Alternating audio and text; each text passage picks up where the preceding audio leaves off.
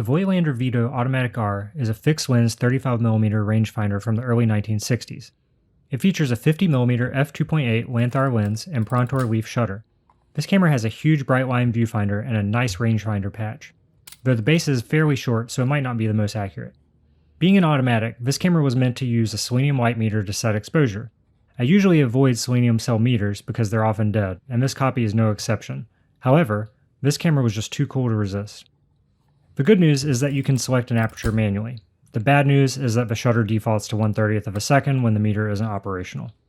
That said, if you set the aperture ring to auto, the camera defaults to a shutter priority mode based on the film speed setting. For instance, at 400 ASA, the shutter appears to fire around 1/500th of a second, and at 25 ASA we're back around 1/30th.